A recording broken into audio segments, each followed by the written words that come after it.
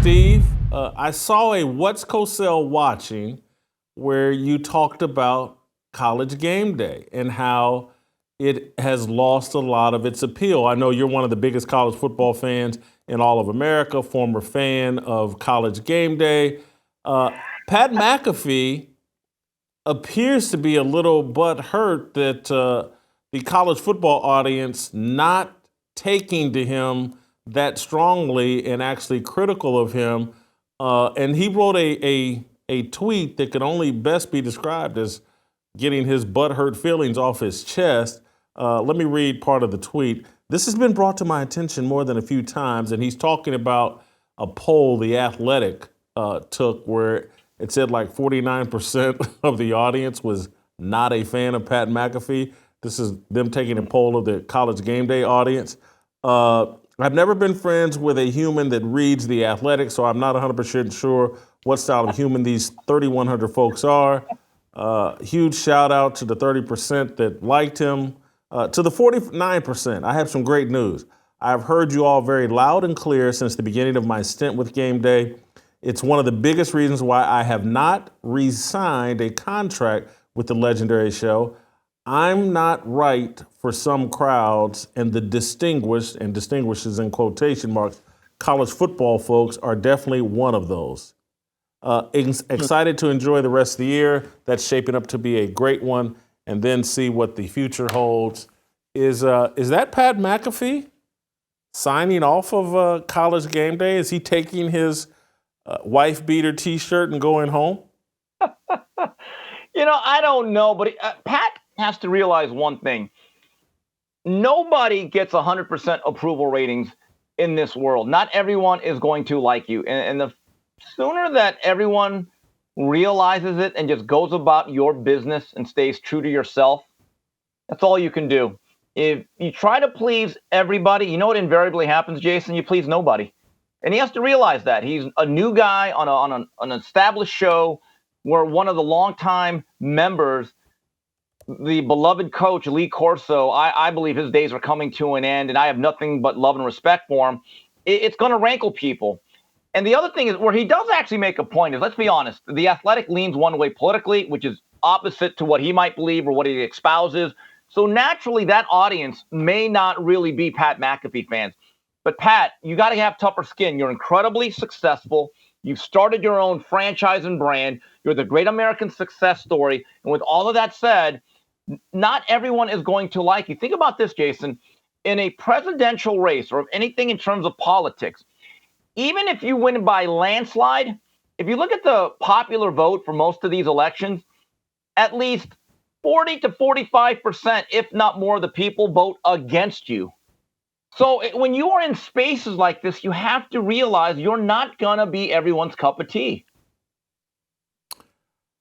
He's also, I think, proof or an example of what people watch on YouTube is different than what people watch on TV. Right. And there may not be as much crossover to that as we think. These may just be two separate audiences that have no, because I don't think his television show, the televised version of his show isn't doing well, but his YouTube audience remains very, very strong. And so his niche doesn't do much for me. I like the Aaron Rodgers interviews. The rest of it, it doesn't do anything for me. And that's not a shot at him. That's a shot. I'm 56. The whole bro culture, the whole, white boy bro culture, it just doesn't do much for me. And so I don't get it. Him standing up in this black tank top every day, not leading much of a discussion that goes anywhere. It's just not my cup of tea. But, so the whole Pat McAfee phenomenon is something, it's like I used to say to people all the time. I'm able to appreciate things that aren't intended for me, and clearly he's not. And it's like what I used to say about country music. Man, there's some great country music out there. It's just not my thing. And maybe Pat McAfee, what he does on YouTube, it's great, but it's just not my thing. And I think that's what he's finding out in this college game day experience. Well, Jason, I think half the people that don't like Pat McAfee are probably from Pullman, Washington, as of this moment. But you make an unbelievable point. As someone that really consumes more of his visual and audio content on YouTube, and I do have one of the premium packages because I cut out the ads and I listen to music through it when I work out, and I watch a lot of shows throughout the day. But you're right. When you have a YouTube account and you specifically say, okay, I'm going to subscribe to this guy, this guy, this guy, that guy, but not that guy, it truly is a true a la carte service.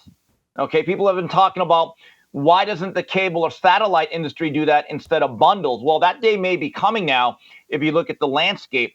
But Jason, you're right. So every time I go on YouTube, when I punch up the computer, everything that I want is listed there. They have an algorithm and they kind of feel like this will be Steve Kim's interest. So basically, if I'm watching Fearless with Jason Whitlock, which I do on a daily basis, hit that like people, or Ock Nation, the conservative Republican viewpoint, all these other things I watch.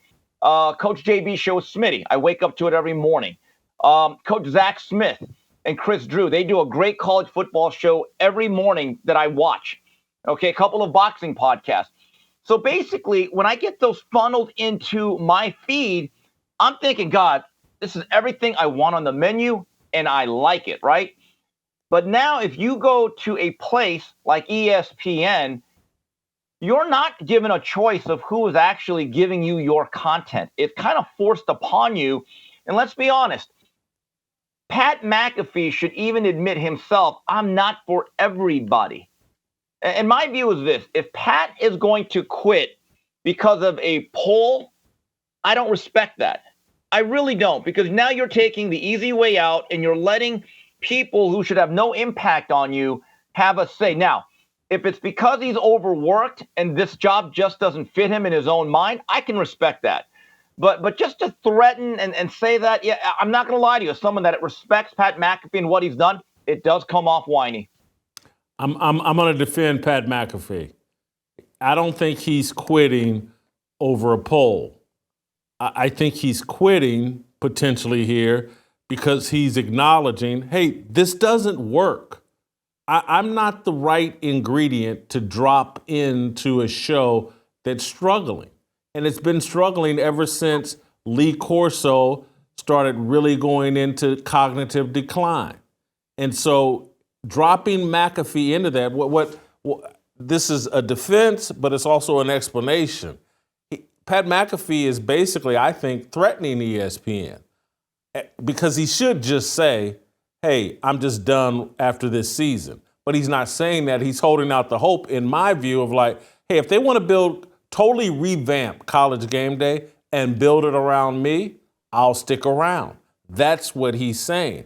But if you just want me to drop me into this thing that's already dying and then throw in, look, when Chris Fowler left the show, that was a ding. And I like Reese Davis. I think he's done a great job. I don't think it's much of there's no difference between he and Chris Fowler in reality. But Corso in cognitive decline, removing David Pollock, mistake. These women that have replaced Aaron Andrews every time, Maria Taylor was great on there, but ever since Aaron Andrews and Maria Taylor, the women that have replaced them, not as good. Desmond Howard, he doesn't bring a lot to the table, and it becomes even more obvious now that Corso's in cognitive decline, because I don't think Desmond Howard and Kirk Herbstreit, and the speculation, no one's told me this, I don't think their chemistry has ever been great. In the ensemble group that it originated, it worked. And so I think Pat McAfee is saying there's a lot of problems with this show, dropping me into the middle of all this chaos. I'm out of here, guys. Now, if you want to build this around me and put a whole new cast together, maybe I'll come back. Jason, I'd hate that idea, and I'll tell you why. It doesn't work. When I watched College Game Day, when it was at its apex, And this is what you have to understand. And I want to shout out one guy that you've had in studio that I certainly subscribe to and watch a lot of, Josh Pate. Him in that white T-shirt. That is becoming iconic. He certainly hits the curl. He doesn't miss his arm days. I'll tell you, and I'm impressed by that. But the thing that I like about Josh is that I know every day of his life, when he wakes up and to the time he goes to bed, he is thinking about college football. Whether it's the third Saturday in October or whether it's the first weekend in February on signing day, whether it's all through college spring balls, whether it's through the transfer portal in the middle of June and July. He's a college football guy. I really think if you look at college football coverage today with the NIL, transfer portals, national signing days, and all this other stuff, it's a year-round sport now. It's no longer this regionalized thing that we care about 4 months. As an avid college football fan, Jason, I'm not an official media member of that industry. I think about it every day. If it's not the Miami Hurricanes situation at offensive line, I'm thinking about, wow, what's going on at Bama? Going on with their quarterback situation? Or, hey, is Illinois actually getting better? I mean, that's what you think about. So to be a guy, if you're saying that Pat McAfee says, you got to build this around me, and I am the nucleus, here's the problem. He doesn't think about college football 365 days of the year, and it will show. It'll be exposed very quickly.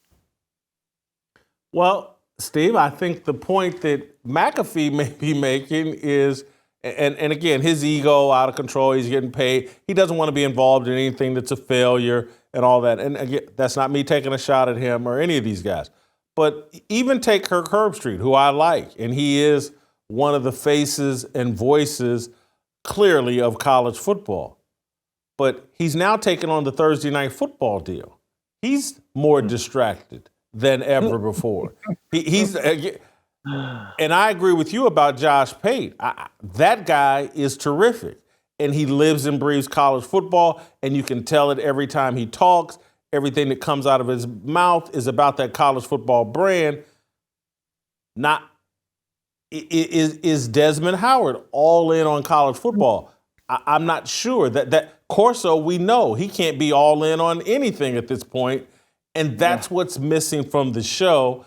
And then they're starting to get Big Noon Kickoff, and Fox Sports is actually gaining traction and relevance because, for the most part, Matt Leinart, Brady Quinn, Urban Meyer, Rob Stone, the host, they do seem to appear, Mark Ingram now, they're all in on college football, and that shows up and it resonates a little bit better. But I don't think the solution is building the show around Pat McAfee. I agree with you there. But I think that's what he's basically saying, either build it around me and let's do this whole thing over again, or I'm out of here. I think they need to. I would have paid Kirk Herbstreit enough money to get him to turn down that NFL thing. Jason, and just kept him completely attached to college football. Jason, that was going to be my next point. Look, I know money is money, and it's easy for me to turn it down, but Kirk makes a good living before that Amazon deal. And I forgot which game it was. But Kirk Herbstreit, I don't know if he lamented it, but he said after a particular game where all the fans streamed out onto the field, and it's the greatest day of these college kids' lives, and they're celebrating with the players, it's something that can only happen in college football during the regular season. And Kirk Herbstreit took, I think, a picture of that scene and said, God, you know, guys, I love the NFL. I love this. But, man, there's something about college football that I love because of this. And it's almost like he's saying the NFL is like a throwaway gig for me. It's extra beer money. Okay, expensive beer, but still beer money. And I'll never forget, Jason, and when I was actually a big college basketball fan growing up in Montebello, California, and I don't know if you remember this, but there was a time when the legendary Keith Jackson was calling college basketball, and his partner was Dick Vitale. So he had Mr. College Basketball and Mr. College Football. And it was great. They actually worked very well. And there was this one particular game, and I think it was Syracuse when they had one of those great teams with Cycli and Derek Coleman and Sherman Douglas. And I think they're at Rupp Arena. Late 80s, it was a great game going into the last 2 minutes. Crowd's going wild. And Dickie V goes, oh, Keith, it doesn't get like this in college football. Keith Jackson just shot back. Oh, yes, it does. Oh, yes, it does. There, Dickie V. And they both started laughing because it was like a culture clash where they could both appreciate, like, no, this is my area. but my area is better. But it was actually a very funny moment. And when I think of Kirk Herbstreit, I think of him as that young Ohio State quarterback in the early 90s. I think he played for John Cooper, pretty decent player. And he made something out of himself. Like, he's one of the faces of college football. Like, look, growing up as a kid, I hated Beano Cook, that irascible little guy from Pitt. Hey, I really believe that Rick Meyer, or who was that other guy? Oh, Ron Powlus is going to win too high. And we used to lampoon him. But that guy loved college football. He thought about it 365 days out of the year. And in retrospect, I want to apologize to you, Beano. You are greatly appreciated. And we'll wrap this part of the discussion up. That's my problem with Pat McAfee on that show. I don't think 98% of the audience knows where Pat McAfee played in college, doesn't know what position he played. They don't know he's some quirky punter who's turned into a media personality. 98% of the audience has no idea. Kirk Herbstreit played quarterback at the Big Ten institution that probably matters the most. And Desmond Howard has the most iconic moment maybe in college football ever with his Heisman polls. Their brands are attached to college football in ways that Pat McAfee's never will be. And didn't he play at West Virginia? Is that where he punted at? West Virginia? Yes. School that doesn't matter in the real grand scheme thing of college football. Look, did Jerry West play basketball at West Virginia? Did Jerry West? I know he's from West Virginia. Did he play basketball at West Virginia too? Yeah. So he plays at a school where the greatest athlete is a basketball player. Before we move forward, Major Harris, famous Amos Early, Jeff Hostetler, Don Neal, I want to apologize to you on behalf of Fearless. Jeez, no respect for the Mountaineers. Fine program. Jeez. Guys, if you like this content, please hop into the comments and tell us what you think about the discussion about Pat McAfee and College Game Day. And if you really like it, make the switch to Patriot Mobile. Join a cell phone company that supports our values, that believes in what we believe in. PatriotMobile.com/Jason or call 878-PATRIOT. Like what you saw? Hit that like button, subscribe, and check out the full episode by clicking the link below.